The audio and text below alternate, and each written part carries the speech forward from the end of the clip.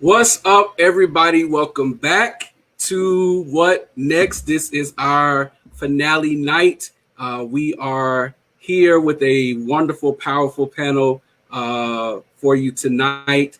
We have one more panelist that will be with us shortly, but we're going to get started, and I am not going to waste any of your time. For those of you that have been hanging out with me all week long, I appreciate you so very much.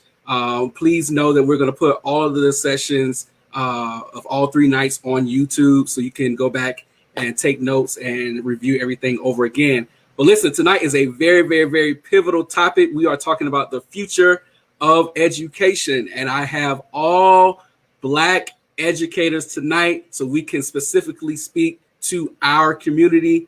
And I promise that you want to be glued to the TV. So if you're a parent, if you're a student, if you're an educator, please chime in, share this, and have fun with us tonight. We are going to cover a lot. But without further ado, let's go ahead and make sure you are sharing. Holla at me in the comments. Let us know where you are chiming in from tonight. And we're going to get this thing started. So let's go. Let's start here in the city of Chicago. And let me bring on my brother, the alpha man himself, Dekevious Wilson. What's going on, man?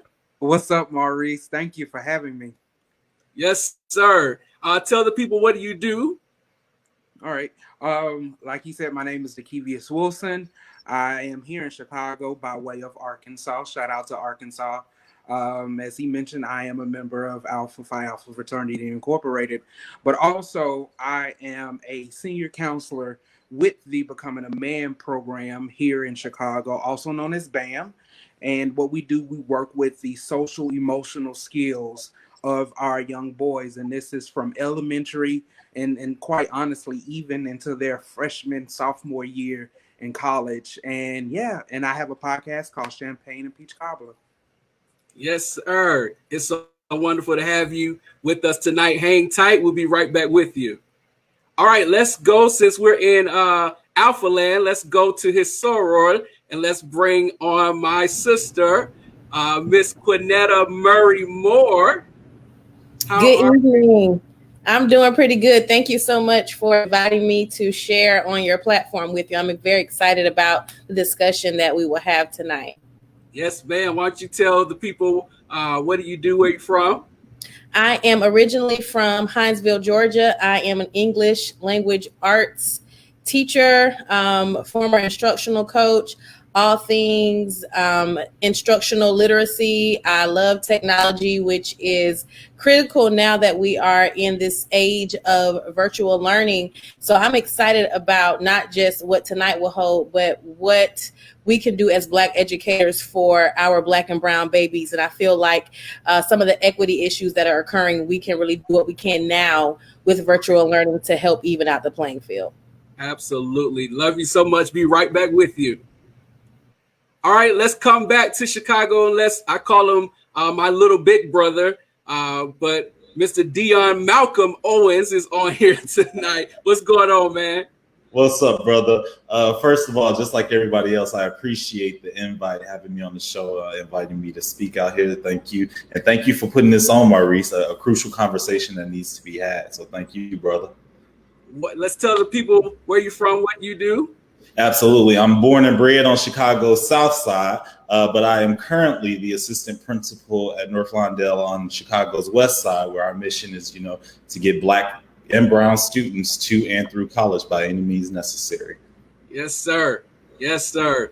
I'm so happy to have you here tonight. Be right back with you, sir.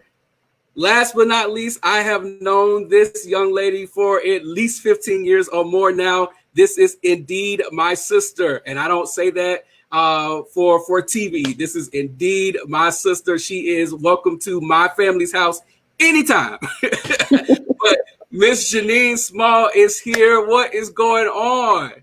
Hello. It is so good to be here tonight. Thank you for this opportunity, and thank you for hosting this great conversation. My name is Janine Small, and I currently reside in Atlanta, Georgia, the Metro Atlanta area. I am originally from Miami, Florida, go 305. Yep, and it's so good to be here. Yes. Now, I'm going to tell y'all something about Janine. Ever since she started teaching, she's always had a rocking chair. And tonight, she is sitting in a rocking chair. You got it. On Every purpose. classroom, she's always had a rocking chair. So this is befitting. Yes, on rocking chair next to my bookshelf. Yes.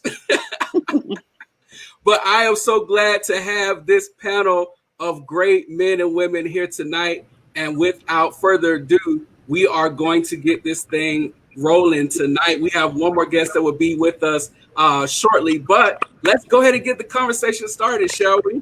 So, question, I like to start with an icebreaker of sorts. So, Miami, let's start there. Florida, let's go. Miami subs or Checkers? Come on now. Miami subs. Listen, Miami subs is the business. If you go to Miami, please go to the hood and go to Miami subs. It will bless your life. And go to Miami subs. It will bless your life. Deion, let's see. You a Southside boy. Let's see. Giordano's or Illuminati's? Oh, absolutely. Giordano's all the way. Illuminati's is terrible. Horrible. Giordano's is terrible. Giordano's tastes like a tomato pie. You're crazy. That's Illuminati. All that. All the way right. Giordano's. DK, let's stay. Keep it in. Actually, no. Let's go to Arkansas. Let me see if I can find something from Arkansas.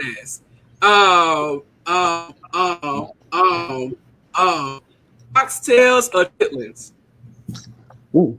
Oxtails or chitlins? Nice. Well, for both dishes, it depends on who's making it, because everybody can't make it. But for me personally, actually, I feel connected to my ancestors when I eat any of that food. But oxtails, I have to go to oxtails. Amen. Because you said chitlins, I was going to hang up. Kwinetta. Oh, wow. Savannah. So, sisters or Paula Dean? Sisters. Oh, I'm sorry. I'm not even from there. She done came down over the years, so I'm gonna go with sisters. Okay, all right. Paula Dean just tastes like I'm eating salt, just like the packet. And butter. Everybody says that. And butter. Everybody says that. All right, let's get it cracking. So first question of the night, this is for anybody. So most teachers will agree that our children need to return back to schools. However, if there is no plan for us to do it safely, what should our focus now turn to, being that we're in virtual classrooms? One more time. I'm going to give it one more time. Most teachers, because I see y'all wheel spinning, that is so funny. Mm-hmm. Most teachers agree that all children need to return back to school. However, if there is no plan for us to do it safely, what should our focus now turn to now that we're in a virtual class or in virtual classrooms? I'll take a stab at it.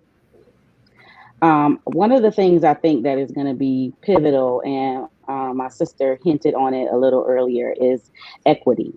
One of the issues that plague particularly my school, I teach at a Title I school. That means that lots and lots of children are, all, if not all of them, live in poverty. And so we have funds that come from the state to help with some of that. But there's a problem with this technology piece and access. And I think one of the things that we're going to have to make sure we tackle, because right now it's just not safe to return in person.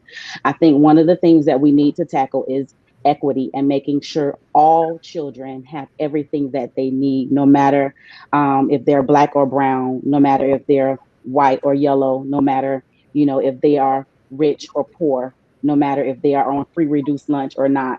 I think we have a duty to make sure that there's equity where there is resources. We have a duty to make sure that there's equity among all of our children.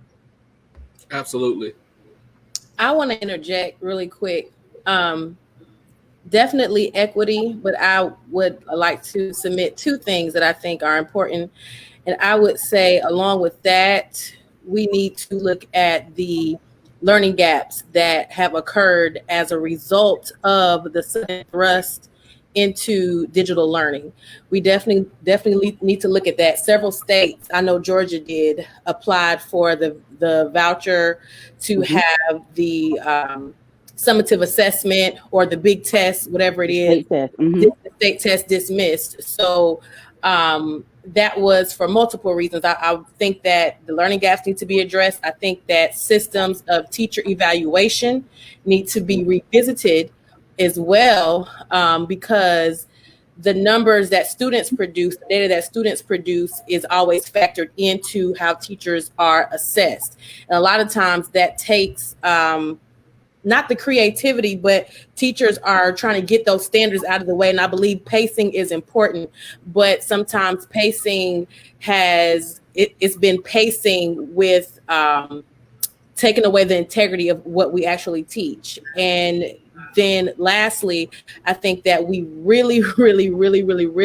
need to talk about cultural relevance and cultural competence. Our standards that we are teaching, we're teaching a white man's curriculum. And especially with what's going on now, our students are inquisitive. And when we talk about rigor, it's about getting our students to think, not just level of difficulty. So our students are asking questions, and everybody's talking about rigor. But that DOK 4 is when our students are able to think. So we have to have standards that are going to address people on every level. Every student should feel involved in the curriculum. So I think that now we are in a digital framework. We need to really look at the access that our students have, the learning gaps, how teachers are evaluated, and we also need to look at cultural relevance. Absolutely. Oh, I think they hit it right on the head. I don't have anything to add. I was going to say that at this point, it's not even that we're changing our focusing. It's that we're like hyper focused at this point. And now we have to funnel through all of these extra layers of inequity and disenfranchisement and all of these different layers. And we have to figure out how to get through it and how to differentiate at an all-time level. I think differentiation for this next year is going to be the most important. And if you don't know what it is, this is going to be a difficult year.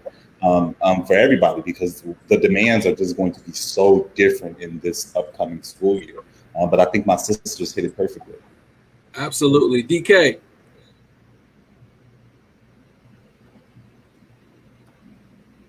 I got you.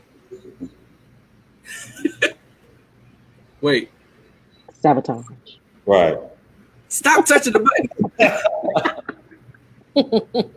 It's you. You got to do it. I can't do it. Okay. There you go. All right. So,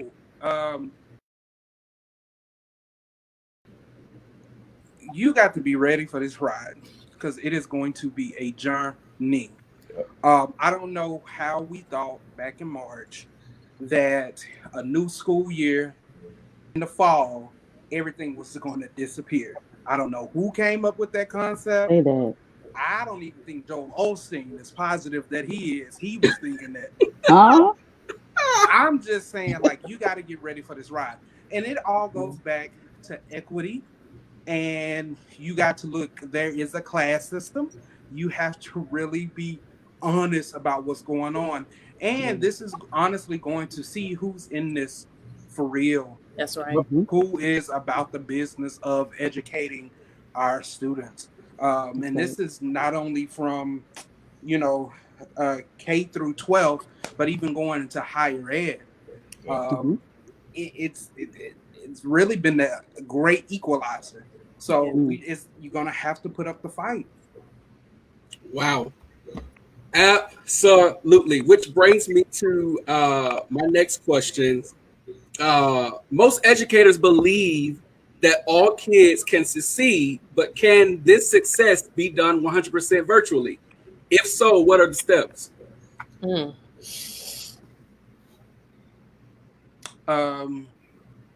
I think one of the major steps outside of everything we just said is that and I don't know if I'm hitting on a different topic for another conversation, but there has to be some type of parenting or revamp of parenting that's going to have to come up. Say a word. Simply because we as educators, as mentors, as teachers, we can only do so much. And we've racked our brain about what can I do more than what I'm already doing. We are sacrificing our families. I know teachers who have kids, and sometimes their kids suffer because they're taking care of another adult's child within the school system. Parents are going to have to be parents. Absolutely. And it's as simple as that. We're going, if we are committed to what we're doing, I need the parents to help me help them to help everybody. So yes, the child, I did my whole master's work online. Now that's quite different from me and a child that's in the 6th, 7th, 8th, 9th, 10th, 11th, 12th grade. But there has to be some discipline and support at home to help this child. It's going to take a village. Absolutely. I agree 100%. We definitely are going to, it definitely can happen. You know, we're educators, we can do anything, right? And so it can definitely happen, but it absolutely takes a village. We will not be able to do it on our own, especially now having the screen as the great divide. We can't do it by ourselves. So there has to be another level of accountability from parents, from their village, right? So now we have got this network of family members, you know, friends who have wrapped themselves around. We have got to get back to the community that we were before we got, you know, so before things got so convenient. We've got to get back to that community. And if we can get back to that community, then this absolutely 100% will work. Absolutely. You brought up a pivotal word, and that word was village. And I'm glad you said that, because our last person that's tardy to the party is here, and that is Mr. Kelsey King, who is over Without Reservation, which is a powerful mentoring program here in. It was started on the West Side, but I think you now serve both South and West Side. Am I right, Kels? Yes, sir. Hi, everyone. How y'all doing? I'm sorry I'm tardy for the party, but the party don't start till I walk in. No, I'm just playing. Only a Kappa man would say that. Well, you know. But I have a question for you, Kels, because Janine brought up a pivotal word, which is village. I know that DK, I think DK. DK too. I'm so sorry. I owe you a tithe.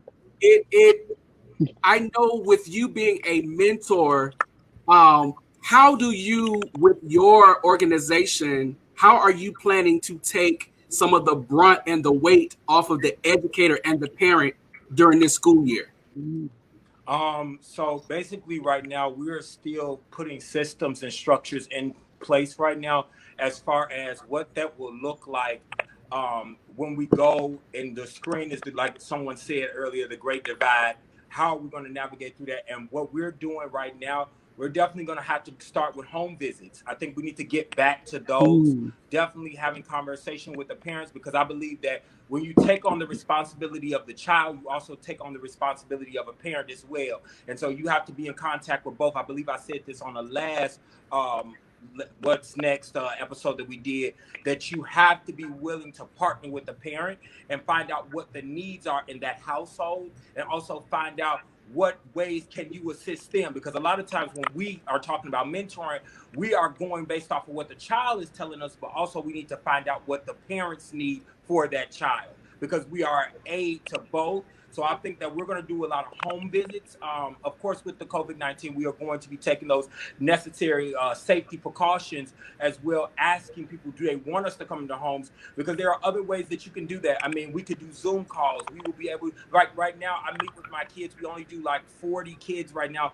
and we're doing a little bit less than that. Last night we had 25 that came out just to sit around, and we practice social distancing. We have PPE in proper places. So we're still doing our job. It's just what we're doing is we're still trying to connect with the parents, because the parents are the pivotal point to get the child, because sometimes the parents don't want the kid to come out. So how can we convince the parent that having their child a part of this, that it's going to be safe and it's still going to be impactful, and that we are going to bring something to them that is going to work with the school system and work also with their household. So I think that's what we're doing right now. So to be clear, you are partnering with schools and principals to basically what we cannot do physically in the schools. You are taking it as your responsibility to serve our communities, and whether it's study hall, whether it's just think tanks, whatever, you are taking on that responsibility. That's what I'm hearing, right? Yes, sir. So let me explain what that means, because I want to be clear with this, okay? Because Maurice about to sign you up. I used to teach. So there are certain things that I am skilled at, and there are some things that I have experience in. Those other areas where I may be lacking, I have friends and I have connections, because I think, again, wherever you are lacking, don't feel threatened, because there's somebody that can do what you do and do it well. Say that. Right? So what I think I'm going to do right now is partner with other people to bring their resource and what they have to offer to Without Reservation. And so whether it be after school tutoring, whether it be online tutoring, whatever they need, we're going to do our best to try to meet the need. And if we can't do it, we will send them to someone that can do it. Because I don't believe that, and I think this is the problem with mission and vision. A lot of times our missions and visions are so broad and so wide that we get lost, because we're trying to do everything, and we're not called to do everything.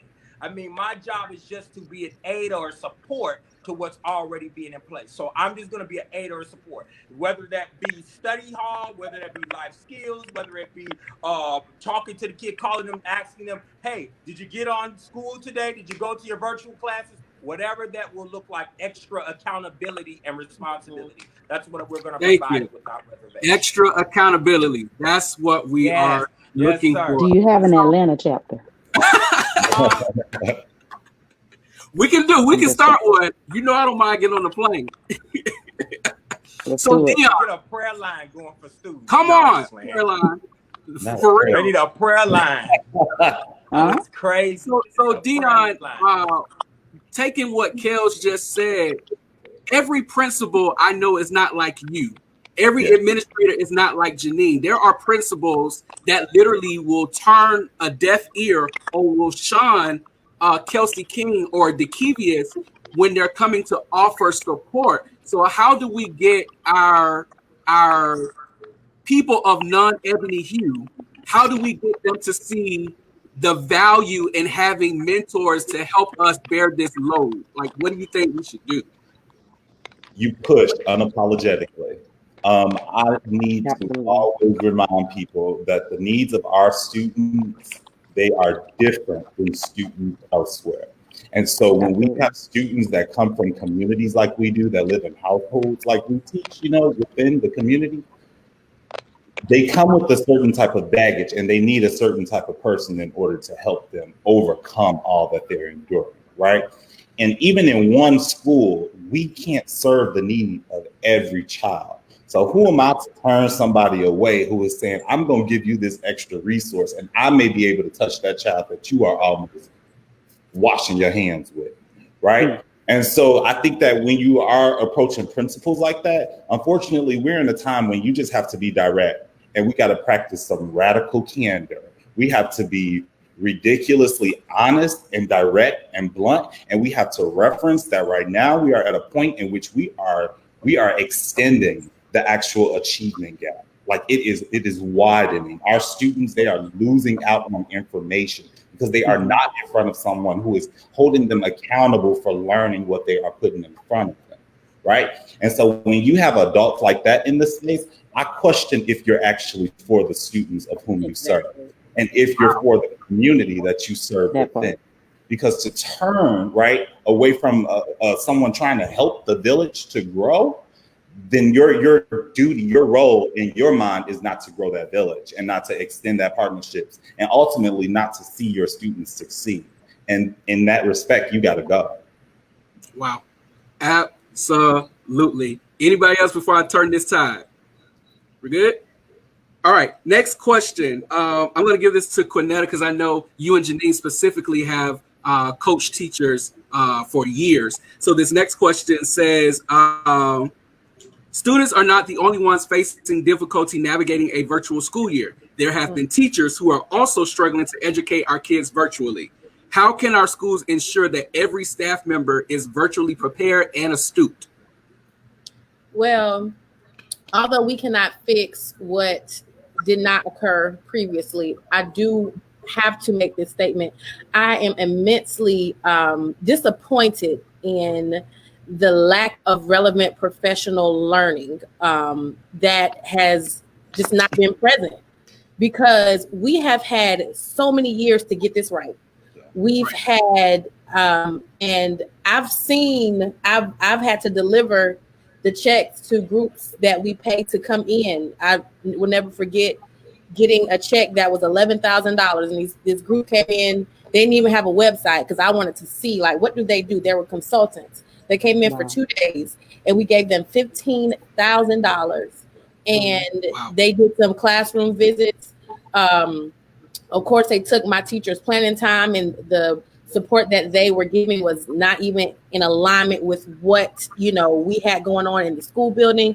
So we have to have relevant professional learning, and we have to set goals and aggressively monitor those goals, because as educators, everybody's so good for setting goals and having action plans, but we do not aggressively monitor those action plans. And when we talk about equity, as we are entering virtual learning, there's an equity issue as it pertains to younger teachers and teachers who've been in the game for 30 years because they're struggling. So my mom still teaches. She's 60 years old. So we have to have people who are actually committed to this thing. When we first entered the whole pandemic thing around March, I was doing PDs off the record with our older teachers because they have students assigned to them too. And we have to make sure that we do not give up. We have to continuously push. And let me tell you something, like somebody else said previously, this is going to separate the wheat from the tare, if you will. Who really has it, because some people are complaining and they got so much to say, but we can't do anything about that. This is what we are given. And so if the teachers are committed to the cause, there should be the support there. So if you don't understand, tell somebody, because what they'll do, what I see is people will wait and there's an expectation in place. For example, something random, create a Google site and post your syllabus or something. So when I go and check and it's not there, oh, didn't nobody tell me how to do, A, B, C, D, E. We have to make sure that as there's a bigger picture, we align our PDs with what that is, and we go back and monitor that, because, it's difficult for teachers as well, because I do think that sometimes we eliminate that. We kind of think that they are robots and they can just do what they are told and they are just ABC 1, 2, 3. So just finding that nice infusion of making sure we have relevant PD and making sure that we actually check on the teachers and ask them, are you okay? Because mentally and emotionally, this is draining for all of us. And so I know, me personally, I felt away because I had 2 kids at home. My husband was, not working from home. So it was just me and my 2-year-old and my newborn. And people were saying, go to 37 Zoom classes and give feedback and do this and do that. And nobody said, Miss Moore, are you okay? And so I'm making sure that we have, that infusion will be beneficial, because when teachers feel supported, I know me, I'm gonna work hard for my principal when I know that you care about me. And I think that if we keep that going, make sure we have that PD in place and making sure our teachers are okay, we can do this thing. So it's gonna take all of us coming together. Absolutely. Anybody else? Totally agree. We good? Meaningful and relevant PD and accountability. And you know what's Totally great? agree. I'm gonna try to choose my words wisely because all of y'all know how I really talk. So I'm gonna try to be politically correct. So in March, I'm in college access. So college seminar is a class, but not really a class. It's really designed so I can be able to touch my kids and they don't have to come before school or after school to get their guidance counseling. That's how we called it when we were growing up. I had teachers asking me, why was it that I had so much engagement with my students via Google Classroom? I said, well, it's really simple. Google Classroom is the culture from day one. Right. Because there's some things that we won't always get to cover in class, or if I do get to cover in class, you know, I can always throw it in Google Classroom and they know that it's there, and we leave it there as resources.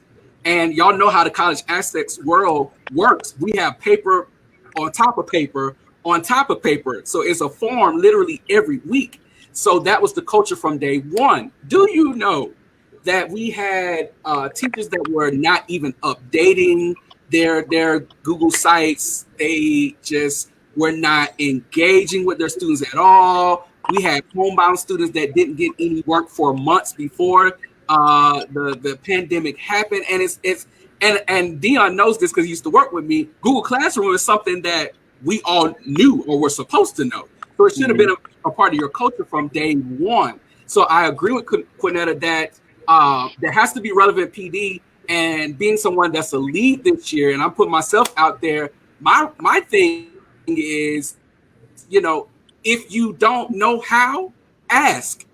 There's nothing wrong with, you know, saying, hey, I'm not proficient in this. Because with me being a lead of the 12th grade team, that is the most pivotal year in all of grade school. I do not have time for you to drop this ball. So if that means I got to sit with you on a Zoom, or I can sit with you physically and show you how this done, that's how committed I am to making sure that not only the child wins, but you as an educator wins. So how do we, this is my question that I want to give to DK, because I know he deals with mental health a lot. How do we kill the pride that is in some of our how do we kill the pride? We don't kill the pride, we reevaluate the pride. Their teaching and mentoring is not glamorous anymore. It's not a sought out thing to do in the community anymore. My grandmother taught for 30 something odd years. She was my inspiration. She made education look regal. The morale when you walk into the school now, teachers have their hands tied. They have kids, they husbands or partners might not be working due to COVID. They're the only ones in the house. They could be single parents. They're tired. There are a lot of factors that go on in with what is now becoming pride and being prideful and not becoming becoming dead weight, essentially. Because a lot of them don't know that they're being dead weight right now. I think, and I told this to another teacher of mine, a friend of mine in Arkansas, if you feel the need to step away from teaching for your own sanity and peace, step away. Right. Jump the deuces. It's really and that's so easier said than done. Absolutely. Because honestly, you walk away. Oh, I'm gonna get up and I'm gonna quit today, and you might sleep for a couple of nights, but them bills gonna hit, and all of that kind of stuff, and you still have to provide. And it's just kind of like, what do we do now? That's going into a whole nother conversation, because we're talking about economics and social construct and all that kind of stuff. But you become relevant in your PDs You have gut checks. You have watershed moments within your PD. You have a moment where you allow teachers to vent, to scream and cuss. If you got a peace room or a restorative justice room, sit your teachers in circles and let them express themselves. I like that. Let them like share what's on their heart. One of the things that I plan to do this year, and hopefully it's on my list, I want the teachers and to take the adverse childhood experience test. Yes. Because in a lot of ways, when they take that test, they are able to connect more with our students because it's 10 questions and you're going through questions about trauma, and it's a yes or no, and you get a score. And what it is some people think, oh, I scored a 2 or 3 and this person scored a 10. It doesn't make you better than them. It lets you know that you still have trauma too. Yes. And so what is it that you're not dealing with? And let's unpack there. But then also we have to make sure when it comes to pride and not asking for what we need to make it okay. Because what I've realized is a lot of the services that we give our kids, our teachers did not have when they were students either. Yes. So we're still dealing with broken people. Mm-hmm. And all prideness and all behavior is correct in context.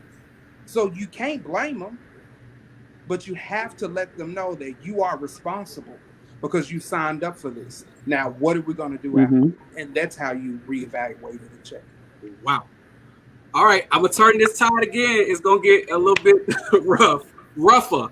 As Tina Turner said, what's love got to do with it? That's we don't do it nice. We do it rough. All right? Rough. But Kels, I'm coming back to you because this is a question that I have been dying to ask. COVID robbed us of many things as a body. And when I say a body of education, whether parent, student, teacher. However, it has also exposed how ill-equipped some students are to handle the real world. Kids are struggling with simplistic life skills such as typing, reading, writing a paper, properly sending an email, and more. How can we bring back the skill set classes that shaped us to be the educators that we are?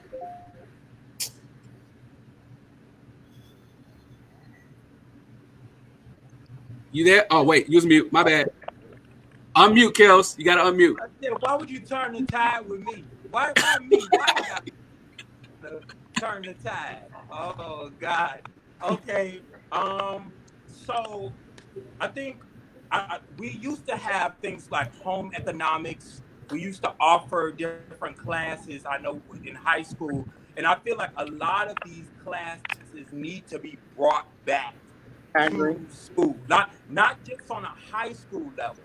But That's it also needs to be brought even into our elementary schools. And the reason that I say that is because, one, a lot of children are already starting to find out that they may not want to be a mathematician. They may not want to be a lawyer. They may not want to be a doctor. They may not want to be, whatever. They want to do social media branding and marketing, where the world is actually going now, right?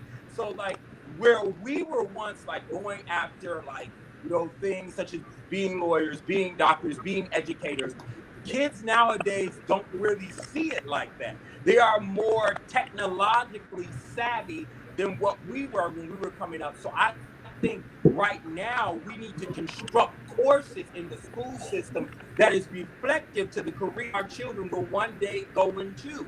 And I think that that's one of the biggest things as far as like you guys were talking about with life skills. Right now, I look at a lot of kids that cannot manage their money, right? Management of money is like a hard thing for students.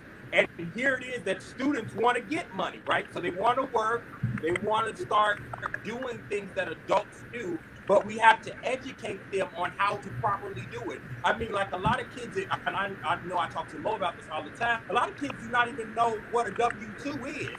A lot of kids don't even know how to fill out for financial aid or how to apply for a grant or what it is to have an annual gross salary. So these are classes and courses that I believe, like whether it be financial stewardship, whether it be financial economics, whatever it is, we need to find a way to bring those courses to our elementary school students as well as our high school students as well. Because I believe when we introduce them in college, it's a little too late. I mean, it's like, okay, like I've already messed up money, you know, I've already got a credit card, I already got that stuff. So it's like now I'm already screwed.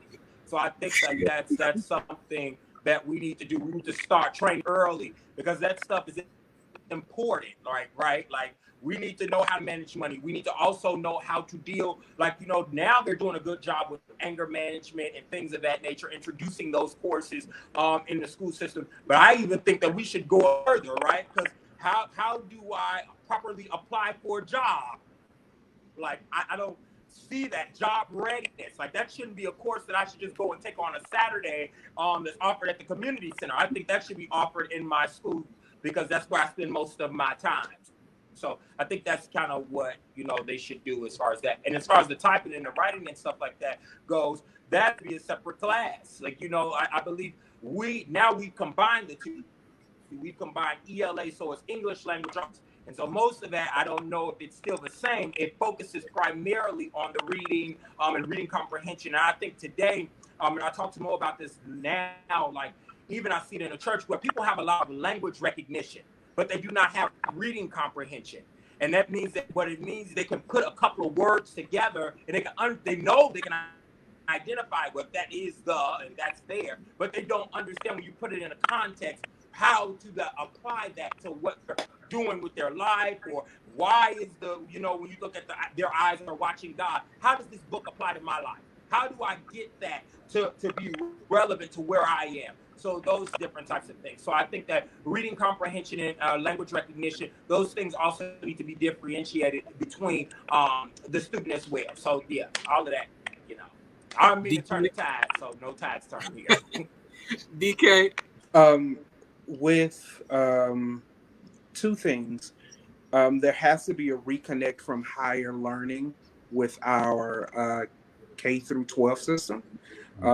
They have, bring those partnerships, bring those nursing program partnerships back into the school, bring those community college programs where students wanted to be mechanics and master electricians and plumbers and construction workers and so forth. They make more money than we do, guys. Hello. And bring those programs back into the system. But also, again, it's going to take the collective of parents. Go to your school board meetings. Please. Go to the breakfast with the principal. Go to the after school meeting, the report card pickups and stuff. Go to that. Voice your concerns. Like I know someone who literally, I talked to her yesterday. She was just like, I'm a nurse because I did the high school readiness program for nursing in my high school. That's how I knew what I wanted to do. It has to be a voice. It has to be publicized because right now it's, you got Betsy DeVos in that position, and she ain't never call that name. I break out in hives. So she ain't never took out a loan for school. Yeah. Ain't never been to school. So, she paid for that plastic surgery on their nose. Oh, well, I think her husband did, but that's a whole nother conversation. But what I'm saying is this: we have to be, and going back to being intentional and letting the voice being heard, because the students don't know what they're missing. They don't know what they're missing, and if they had that opportunity to do it. Like now I have to outsource like Ed coming in and talking to my boys. Like, this is what this person does and this is what this person is making. I said, I just might have to like go and climb one of them poles out there and work on the phone systems and stuff like that because you're making more money than I am. So yeah, That's how you change that tide. Yeah. Wow. I think in brevity, Maurice, this is the year of exposure. 2020 has been the year of clear vision and exposure. And we've been exposed to so many things just within the educational sphere. We're seeing that institutional racism is like systemic, it's ingrained, and it is real in our buildings, right? And parents are starting to realize it as well. And that's all we needed. Like they knew it all along, but now that they're starting to feel it and see it more often, that's what we need, because it's the parent voice that's really going to change a lot of the things that we need to get changed. But oftentimes, like was messaged before, in our community, the parents don't utilize their voices. And so if we want to start this vertical alignment, because somewhere along the way from K to 12, there have been some bumps and some breaks where we are just not aligned. And our kids get up to you, Maurice, and they can't function. They aren't ready for a freshman year class. And so they're going in taking 0.95s and paying money and without credits, right? And so once these parents start talking more and they start realizing exactly what their students need, and we have people like Kelsey who's offering those supports, who also knows and who's going to help those parents understand how to get their children what they need, that's what's going to rebuild us. So this is going to be a rough and ugly year, but the shaking and the breaking we're about to go through in this bumpy year, 2021 is going to warrant something so much more promising, because we know what's really messed up. Absolutely. All right, I'm gonna turn this tide again. But I do want to, my principal, bless his heart, the Right Reverend Jonas Cleves. I know you probably watching, or you're gonna watch later. So we bless you, man of God. God bless you. But he gave us this book, and it is called How to Be an Anti-Racist. And it is by Ibram X. Kendi. If you are a Black educator, I promise you need to read this book. I am probably only 3 chapters in, and my mind is already blown. Before you start this school year, please read this book. If you have a team that you trust that's not going to be in their feelings, if you will, please ask them to read this book, because I think it will unify us and give us some of that vertical alignment that Deion was just talking about. But Deion, I have a question for you and for the panel. The truth is, a lot of our kids have felt the brunt of systemic racism in many facets of education. What can we do now that America seems to be on blast to ensure that our kids are not treated as charity projects or second-class citizens? Yeah, and the short answer to that is to treat our kids that are in these urban settings just like we're doing out in Naperville and Equal Valley and all of these places that got a little bit of money. They're holding their students to expectations unwaveringly, and they're making sure that they have the resources that they need to thrive. And that's all we have to do with our students, because I have never met a dumb student that did not want to learn. They don't exist. Not in my classroom. I've never seen it, right? And so all we have to do, there's nothing, it's crazy because it's almost like everyone in education is running around like chickens with their heads cut off. And it's just like, we know what we need to do. We know exactly what we need to do, but a lot of people are scared of it because it's going to be hard work, and it's going to be a whole lot of battling and argumentation and confrontation, and people aren't ready for that.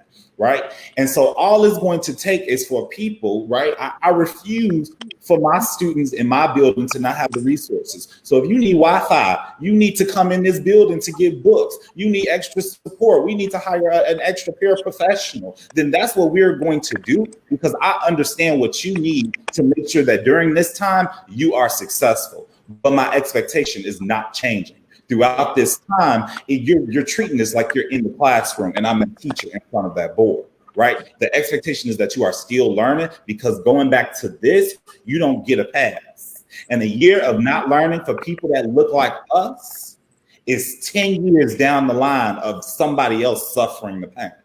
And so we have to ensure that we're doing what we have to do, that we're chartering the right grounds, that we're starting the right conversations with the right people and pushing the right people. I don't care if you make 3 times my salary. My job is to push you to make sure that you are doing what's best for the students of whom I serve and the families of whom I serve.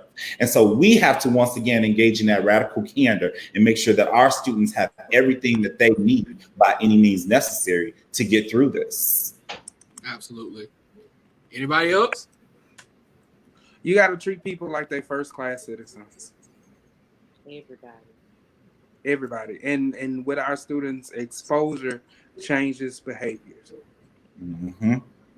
Yeah, it's simple as that. I mean, it's we can make it rocket science because I think we've made everything else rocket science. But I mean, at some point, we just got to make it plain enough where the goats can eat it. Treat people right. That's it. Treat people right, whether they're young or old. And I think another thing that adding on to that is the same exposures you give to the suburbs, give that same exposure to the hood. Because let's be clear, your funding is coming from the hood. All the grants and stuff that you're getting from the federal government is because of the hood. It ain't because of the suburbs. So why don't you take that money and put it where it rightfully can be the most useful? And, you know, the guys that are from Chicago, they know this. I have boys that are 17, 18, 19 that have not even been downtown Chicago. And they are 10 to 15 minutes away. They know nothing past 43rd Street here in Chicago. And that just cannot be a thing. Like, gone are the days where we sit in our neighborhood and everybody just stick to themselves. The world does not work like that. Like, again, and let me say it again so it's on the record, the same money that you're putting in the suburbs, bring that same money to the hood, because I can promise you, I can give you a Morehouse graduate. I can give you a Harvard graduate. I can produce a Yale graduate if you give me the resources to foster and facilitate such a thing. Okay? So again, for the third time, one for the Holy Ghost. Okay? The same money that you are giving to the suburbs. Please, ma'am, please, sir, bring it to the hood, because I deal with students all the time, and they always say that they feel like they're not worth it because they go to this school and this school has this. But when I come back to my school, we don't even have good running water, or we don't even have good books. Our books are twice and third and fourth and fifth time used. Okay, and they understand that. I promise, if kids see you put something into them, they will put something into you.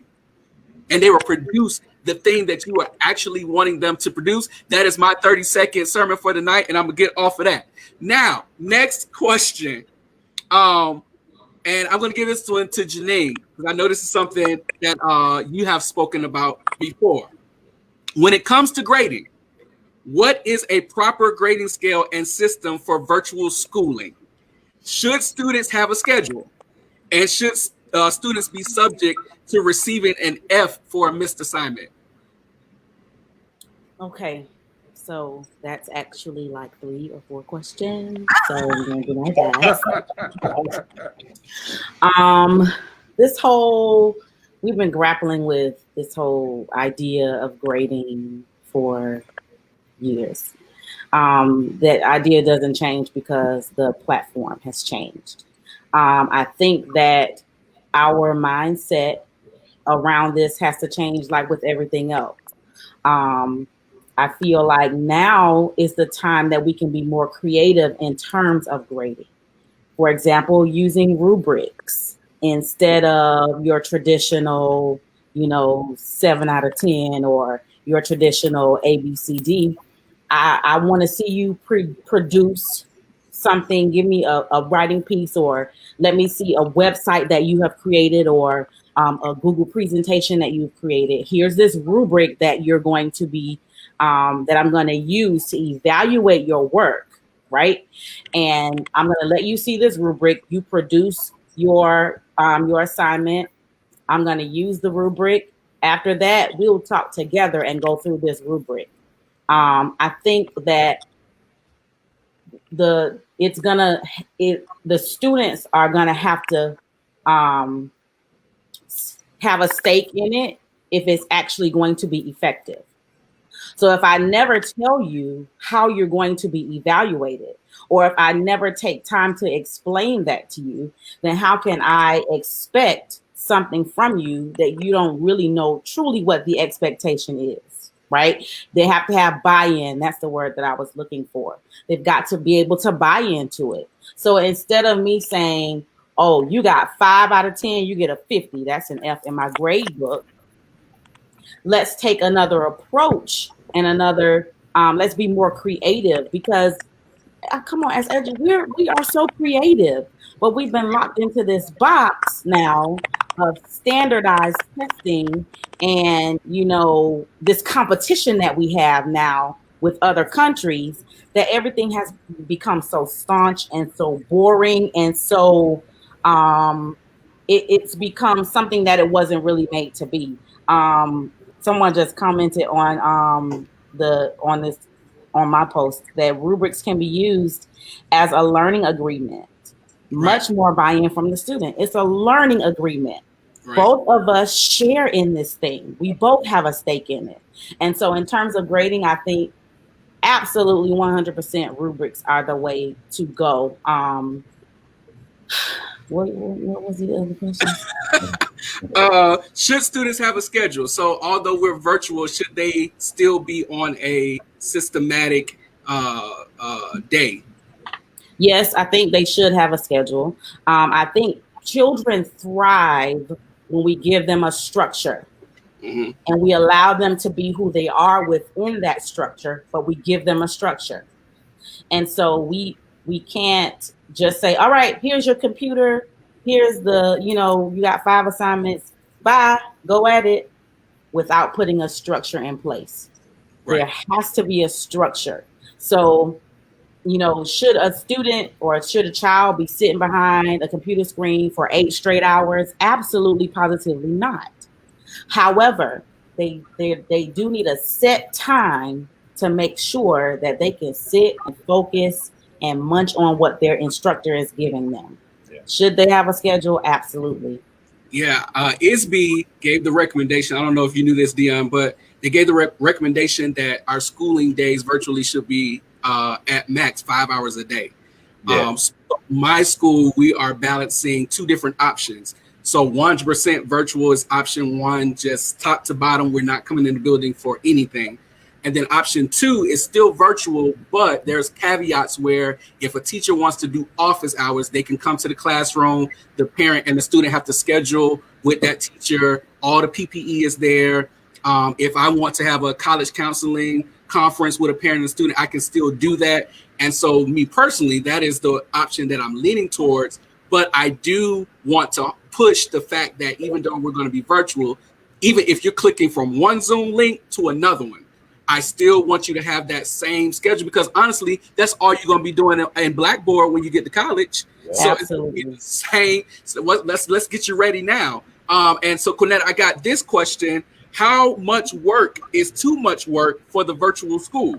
Are tests and quizzes still a thing, or is it a thing of the past? And how, if we do tests and quizzes, how are we going to detect cheating?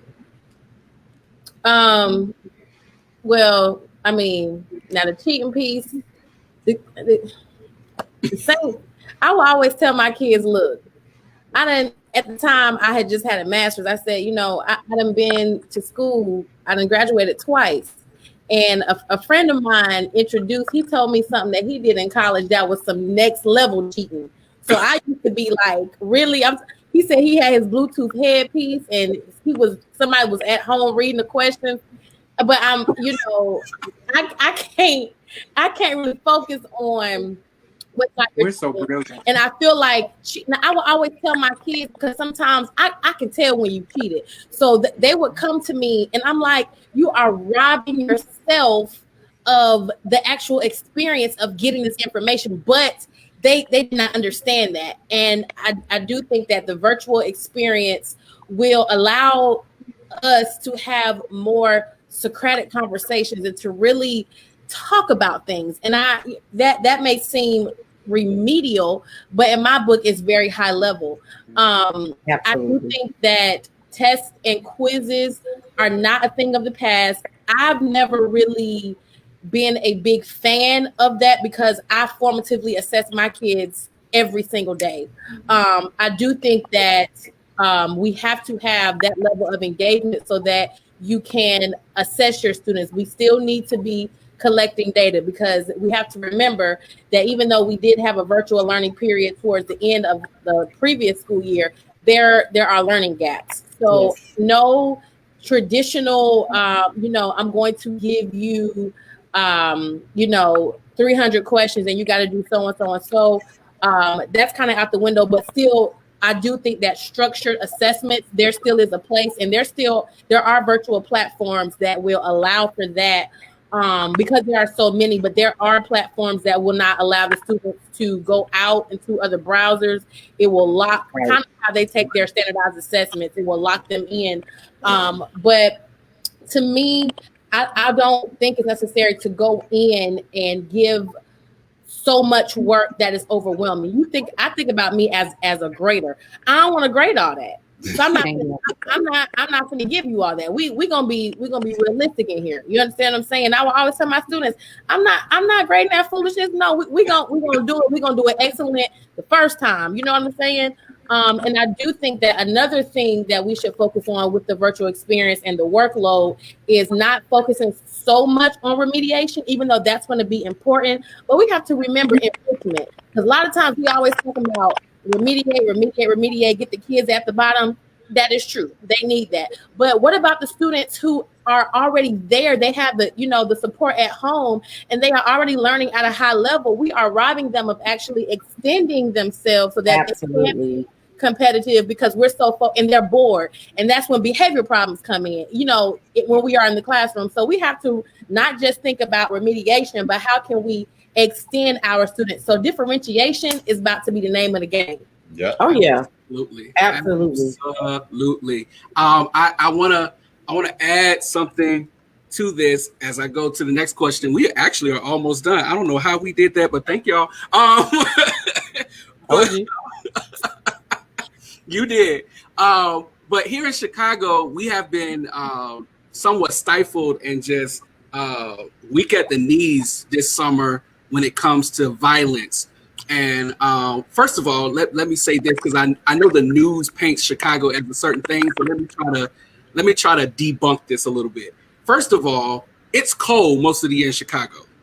So the amount of crime and violence that happens during the summertime is due to the fact that that's the only time of year that they can actually shoot a gun. And I'm saying that, jokingly, but I'm serious.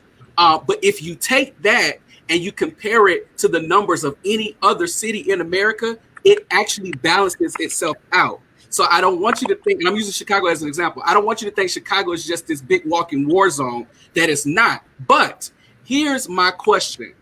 My question is, with the virtual world, in Chicago in particular, and in the inner city, we know that an idle mind is a devil's playground. So how are we, as educators, as the Black community, what can we do to come together to make sure that we don't have the 15, 16, 17-year-olds putting a gun in their hand for the first time and they're shooting up 20 people because they're trying to catch one person that can't shoot and hit 20? Mm-hmm. What can we do as a community to make sure that our kids are socially engaging as well as educationally engaging? I think a lot of people don't know that an idle mind is the devil's playground. So, and that's coming from of how we were raised and grew up in the church and faith and all of that kind of stuff, and being in our professions. This has racked my brain since the last time we met, Maurice, and even before then. What more can we do? What can we do? We have an election coming up, November 3rd. It's trying to be delayed a bit, but I don't think that is going to happen. The devil is a drag queen. Go I'm sorry. Go ahead. We have an election. We have to. It's literally, and I hate to go back to this, but when Didi said "vote or die," it's literally a life or death situation now. Congressman John Lewis was buried today. And what I'm realizing that anytime a elder transitions, it's like a burning library. When they leave, everything else goes with them. Oh, So we have to make sure that when we go to the polls, we are educated about who we're voting for, and we're being. It says we the people. We have to take back that power. We Yeah. have to show them that we're the one that put you in the office. You work for us, and this is what's going on in our communities. There has to be gun reform in this country. There's too many times where straw purchasers, and what I mean by straw personagers are individuals who bypass getting a guns license and going through NRA and going to the national the Black National Gun Association to properly get guns. They get guns from these other communities, and sometimes the guns come from the community of Mm-hmm. the people who are in office. If you catching what I'm saying, the and drugs they too. literally feed this stuff to our community. Like we're still dealing with the crack epidemic, the residue of the crack epidemic, and guess how that came into our community. So we're dealing with issues. There has to be gun reform in this country. I think another thing is we have to literally put our next generation first. We got to put them first. If there's going to anything that's going to survive after me, I have to nurture it. We have to Yes. get back to being a village, being a support system, and having different support systems in place for our students and for us, because we don't know it all. That's We right. got we literally it's literally my granddaddy used to say, you got to make it plain enough where the goats can eat it. Mm. It's Mm. simple. It's really simple. You got to treat people right, and you got to do the right thing. Even it might not be the most popular thing. You got to have integrity with that. And so when it comes to the violence, we have to stop expecting these young people who don't have control in their lives to automatically have control of their lives when they pick up a gun, because it shows. Right. It's not fair. And so like we have to make sure we have, like, because some of these kids are just hungry. Some of Yep. these kids don't have a father in the home. Some of these kids have to be the adult in the home, and they're looking for out. And y'all know when kids come to school, that's when honestly they get to like lash out and be a kid. They don't want to do no work, because this is where they can be the kid. And so like it's little stuff like that that we're gonna have to. It's gonna have to take everybody. And I feel like I'm rambling, but I want you to feel my heart. Like it's going to take everybody. Vote, make your Please. voice heard, go to parent meetings, be Mm-hmm. involved. Your kids' business is your business. They ain't That's got no right. business. Get into their business, get into their lives, create that structure for them. We're gonna have to do it. Absolutely. Kels,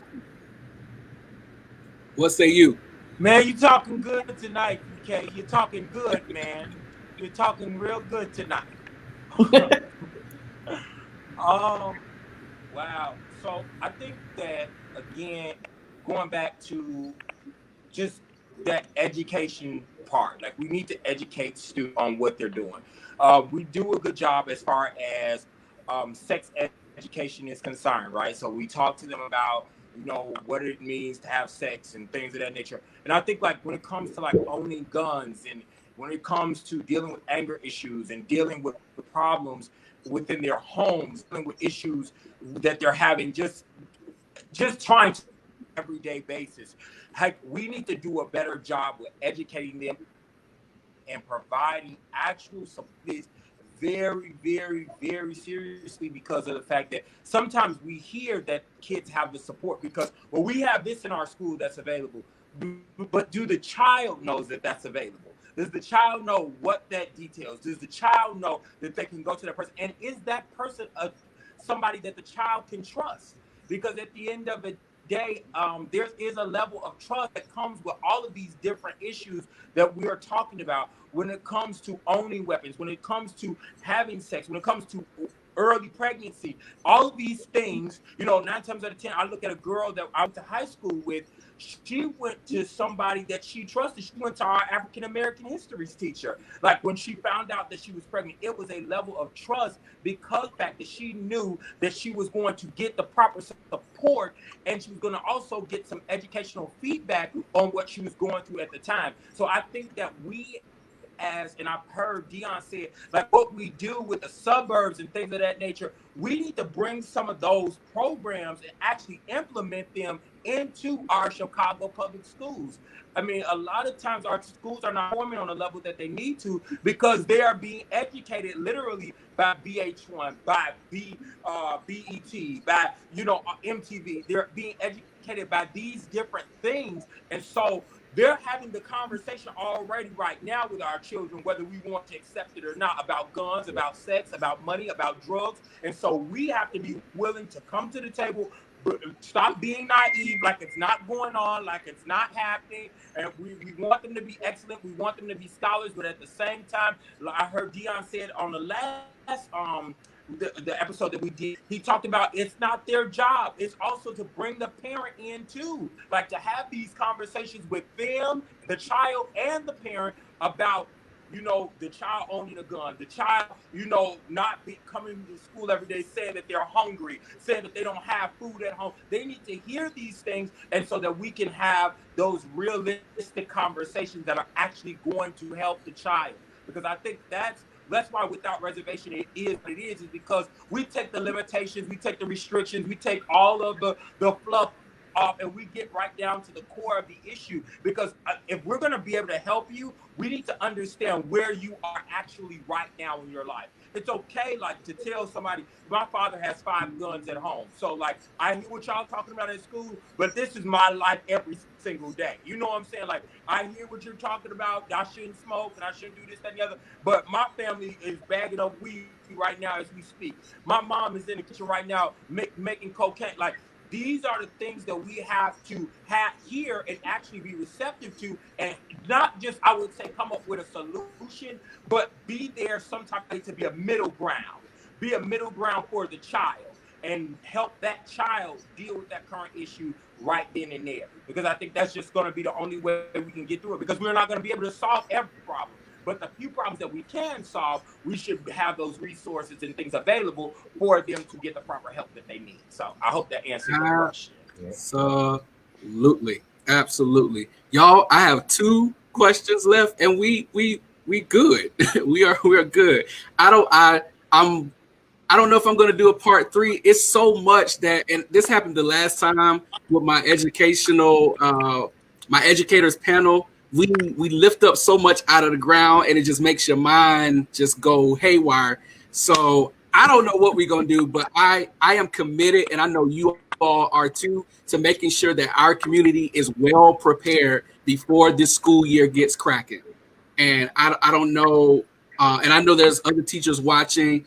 Please commit yourself to making sure that your village, your community is well prepared for this school year. Let's take the excuse out of their mouth, and let's be the solution. So they ain't even got to worry about whatever they say. Oh, we already good. We 5 steps ahead. But Deion, I want to give you this question really quickly. Most colleges will be test optional. And those of you that don't know what that means, test optional means you have the option to submit your SAT or ACT scores or not for the next school year, which means SAT and ACT will not be a determining factor for college admission.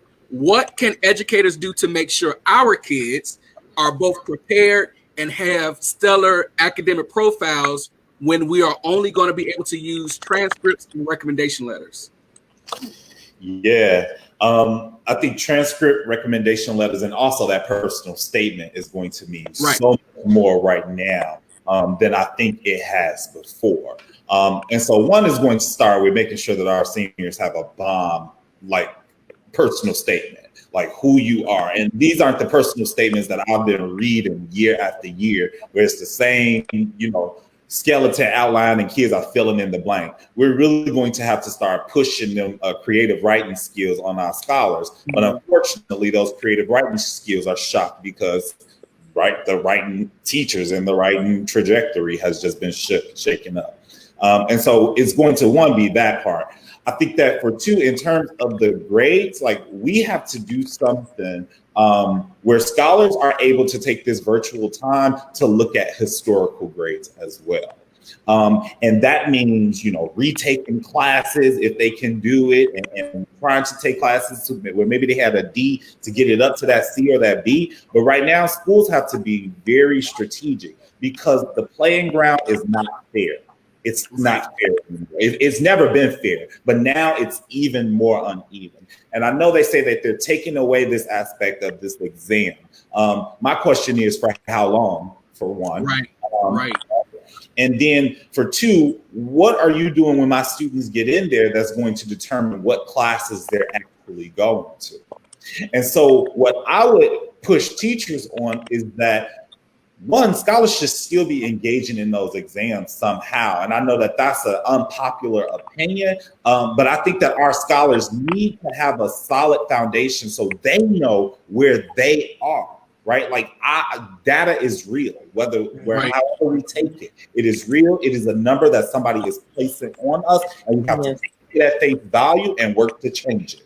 And so they have to have that data point, and whether then they can use that data point as an entry ticket would be of assistance. But then if they can't, they still utilize it to their advantage. What are you doing to help yourself before you even get to somebody's college? And now you can tell them that this is what you are doing to better yourself. I think that going forward, schools are going to have to implement an alumni counselor. And this cannot be one person for a school. There needs to be multiple alumni counselors because our scholars are going off to universities even more ill-prepared than the last 10 years of scholars who went to school, right? Because they've been taken out of the conversation for the last few months of what it means to be on a college campus, which means that our numbers are going to look bad. Our scholars are going to want to come home more because of the state of the world. College just won't feel the way it felt when we were all there. That won't be their experience when they get on these college campuses. And so now we have to find another way to actually keep them there. But to get them there, I think that, those bomb letters of recommendations coming, making sure that they're taking on those extra classes, that they're doing what they can to address their historical grades, and to get those extra resources, right? Putting Kelsey in my personal statement, or letting the university know that I've reached out to this person who has these resources, and I'm trying to get tutoring even during this time, is going to show a university that, okay, you got that grit, you have that tenacity during your senior year, so I'm gonna give you this opportunity. And then it's also going to be, right now, people throwing away money. Our kids don't have to apply for them scholarships. They are still there. People are still throwing away money, and universities are trying the best that they can. And so really utilizing that senior counselor to make sure that, okay, this year, like, we're in tunnel vision. This is my expectation, and it's nothing less. I don't want to see another kid going to Malcolm X. And that is no type of hit at community colleges at all, but I don't want to see it again. Because we know that what type of factories, what type of students those really graduate. And we know that graduation rate is low, right? And so we have to make sure we're getting our students into universities that graduate kids that look like us, like that has the resources to push kids through that look like us. And we have to be strategic on that front and let kids know directly that this is what it is and this is what you need to do. It's time for frank conversations at every level in education. Absolutely. Anybody else? Good. All right. Last question of the night. And it is loaded, so I apologize in advance. All right. But my final question to you all tonight is, many parents will have to make the tough decision to either stay home and help educate their children or return back to work and hope that their children are doing what's necessary to stay on top of their schoolwork. How can we as educators help our parents with the checks and balances going forward?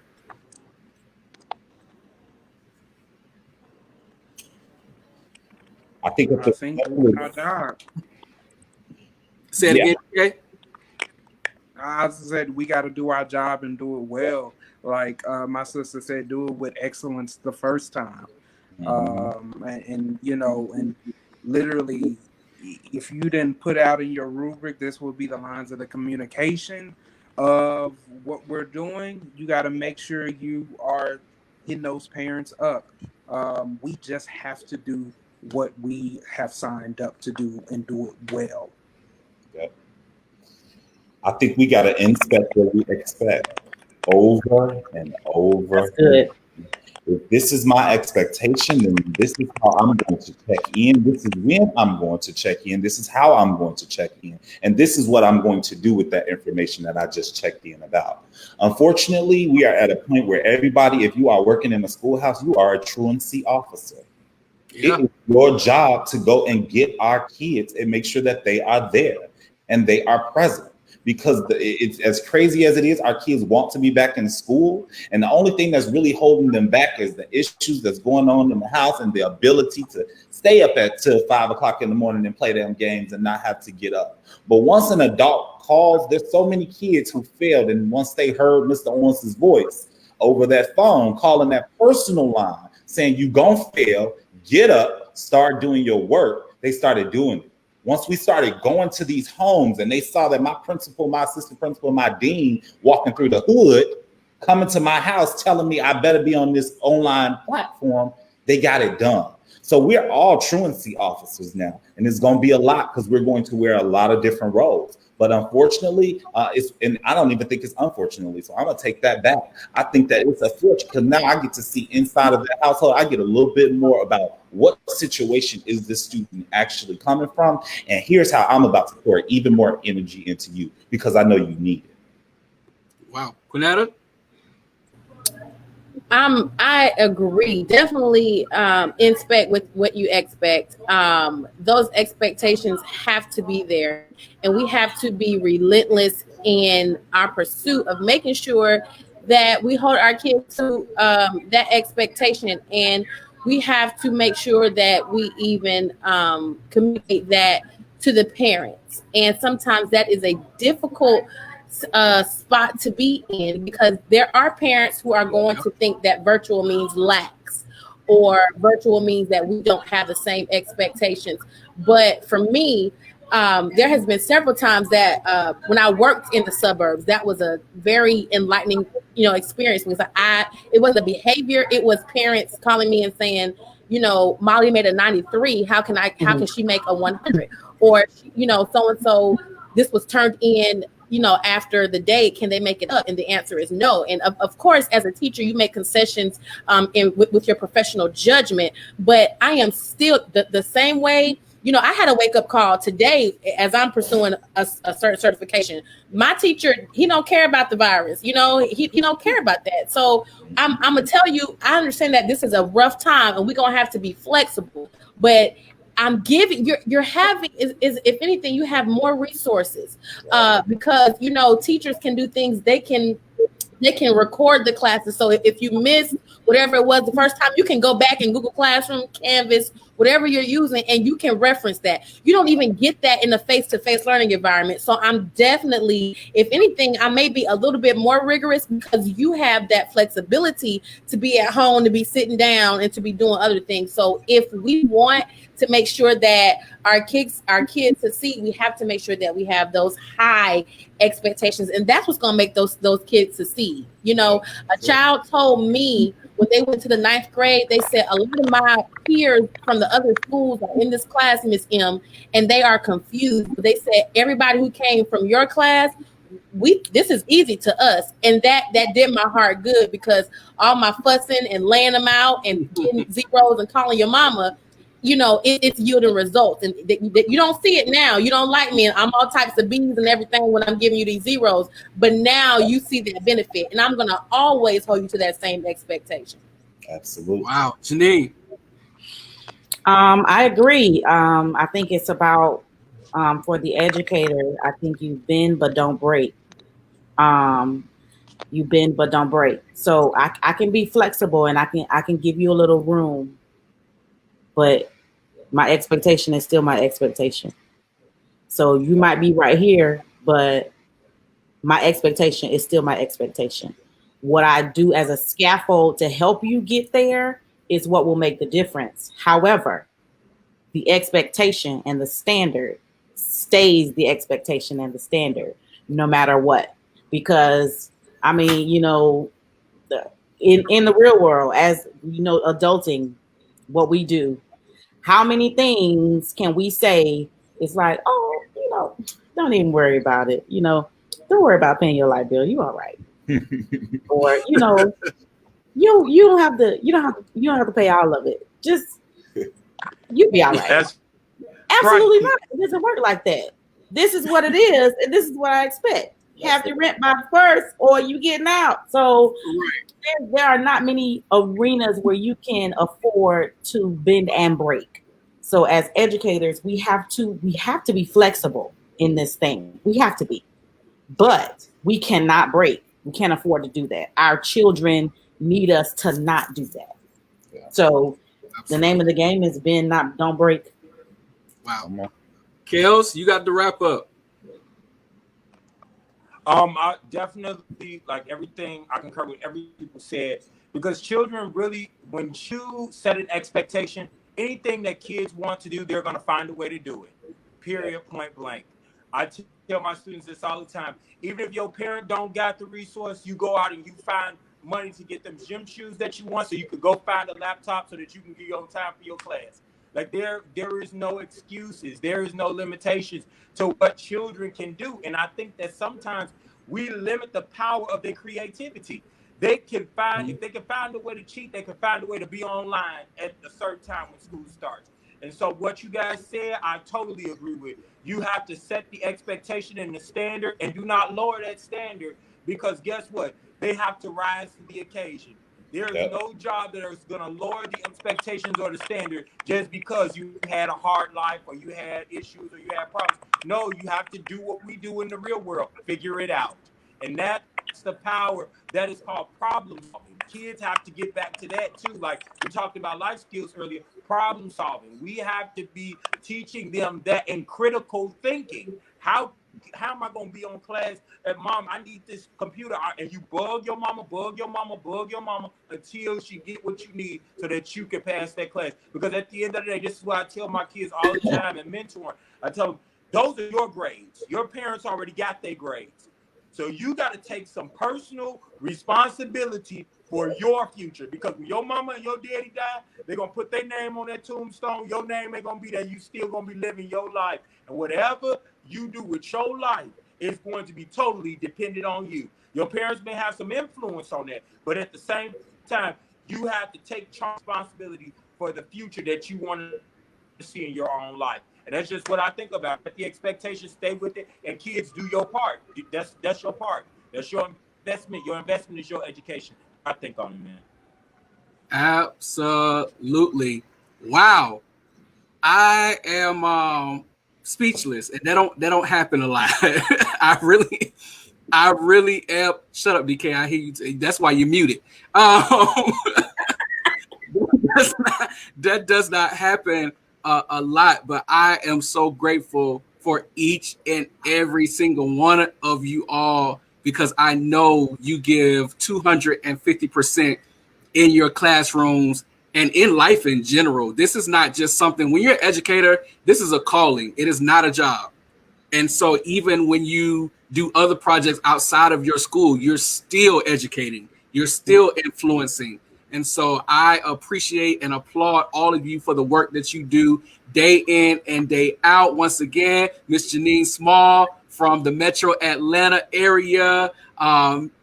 Deion Malcolm Owens, I just like saying that, from right here in Chicago, assistant principal at North Lawndale. And on to Mr. Kelsey King, also from the west side of Chicago, also founder of Without Reservation. So if you're in Chicago, two organizations that I can vouch for, Without Reservation and BAM. If you're looking for extra resources this school year to help your kids, especially Black males, please find a BAM representative, or please reach out to Kelsey. His information is on the screen. Please reach out because you are going to need that help. If you are an educator in any other city and you want to know how can we get a program like this started at my school in our area, please reach out to Kelsey. Please reach out to DK, my brother, and they will, I promise, they will lead you all the way on what you need to do. And certainly, last but not least, my sister, who I love so much, Kwinetta Moore, who I am so proud of. Listen, I'm not going to spoil it, but Kwinetta has something that is coming out that is literally going to blow you away in education. So please make sure you are paying attention to her, because this is somebody you need to watch. And so again, I thank y'all. Be still. I got something to tell you, but everybody else watching, thank you for 3 nights, 3 powerful nights again. I love y'all so much. I didn't even know what I was getting into when I did this, but God has proven himself to be more than my wildest imagination. So again, to this panel, to Pastor John Paul McGee, Pastor Alonzo Berry, to Devon Goodwin, to Alpheus Anderson, to JP Moore, Tori Brown, Yolanda Morant, Algernon, and Deshaun Gales. Thank y'all from the bottom of my heart. I love you all. I'll see you when I see you. Good night.